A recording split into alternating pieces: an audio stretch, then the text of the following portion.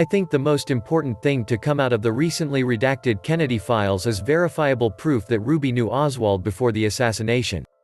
That's been debated and covered up for decades.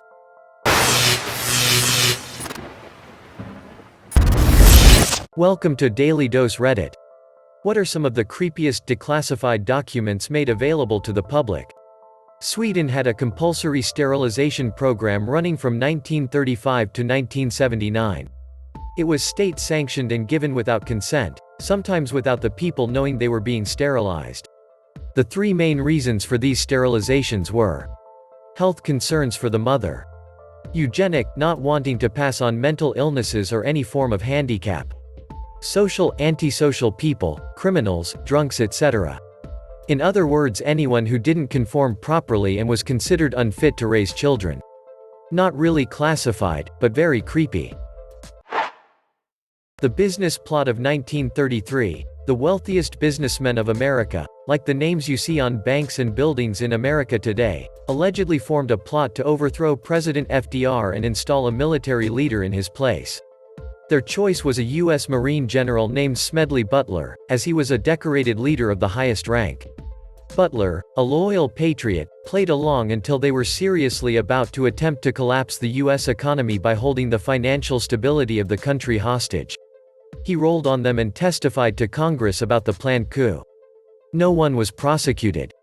General Smedley Butler may be the reason the world does not officially have a society like the United Corporations of Rockefeller, Morgan and Chase. Jeffrey Dahmer's full confession, a couple of 100 pages of pure madness. Necrophilia, dismemberment, skinning, lobotomy, body part preservation, cannibalism. Dahmer became pretty close to his interrogating detectives, Dennis Murphy and Patrick Kennedy, and provided a lot of detail to them.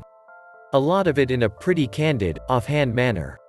It's incredibly hard to find Dahmer's confession online without it being behind a paywall, but it is in the public domain.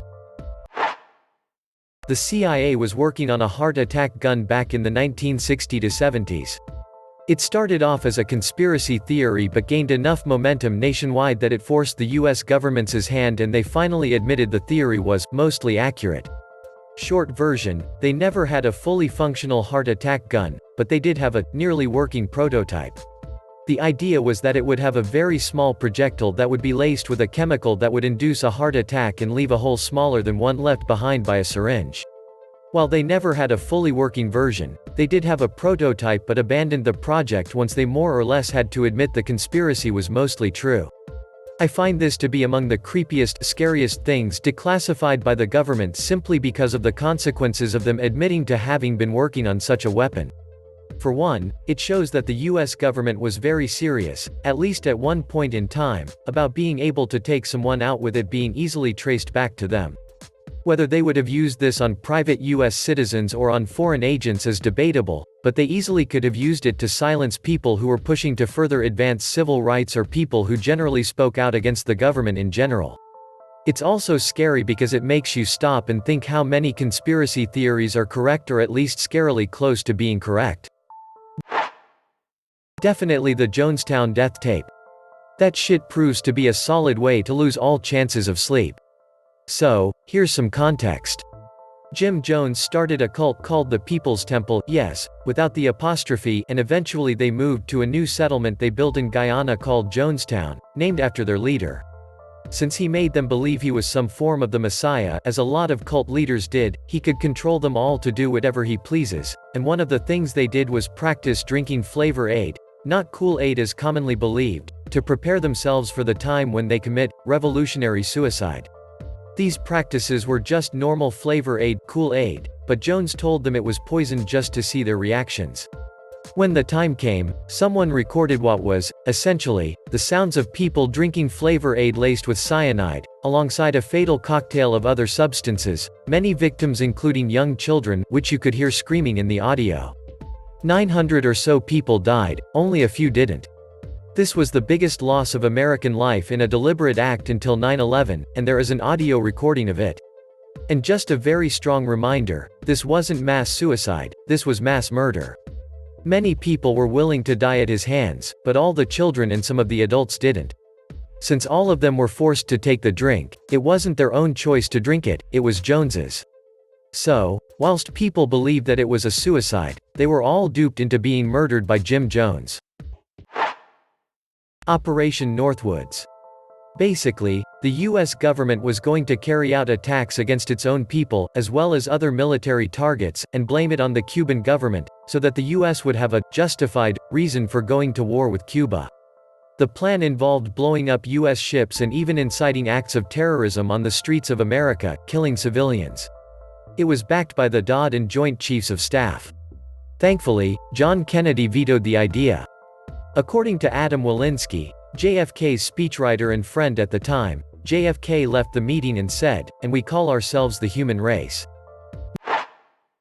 Not so much creepy but rather pretty freaking cool in a 50s sci-fi B-movie kind of way.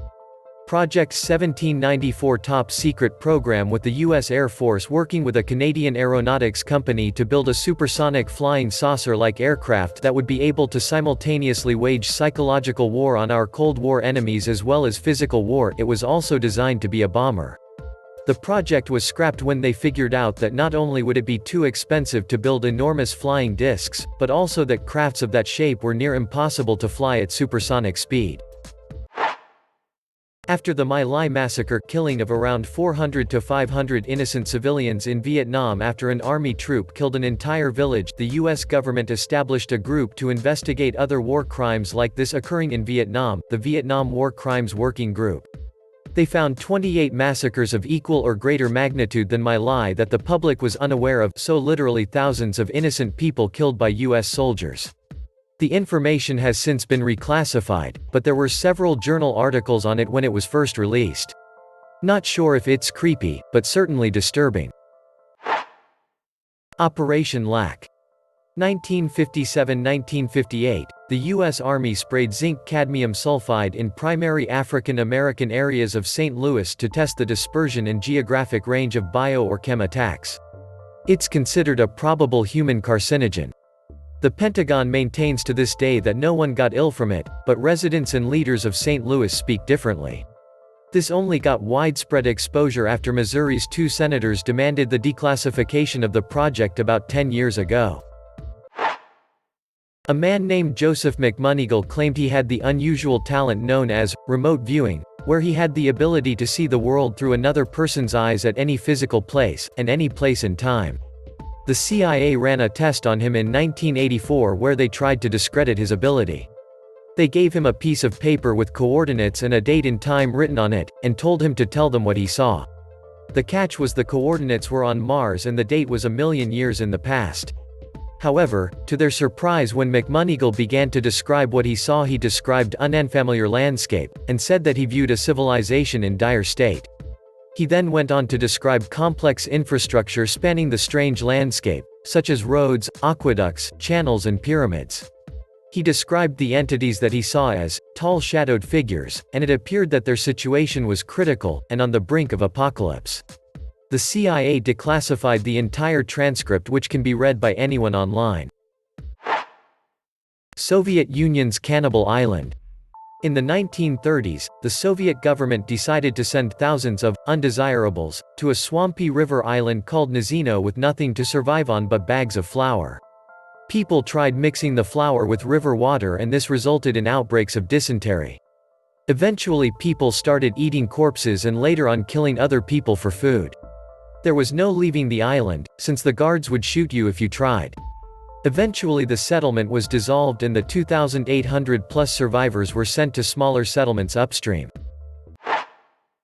MK Ultra was pretty effed up. CIA created mind control program that tried a bunch of different things to control behavior in people.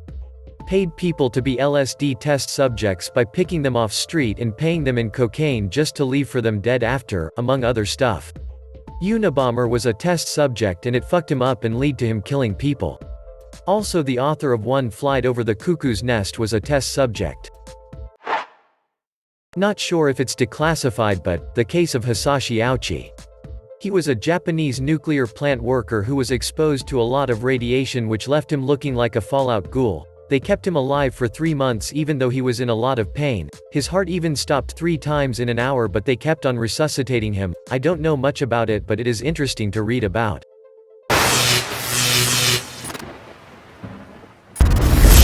Thank you so much for watching.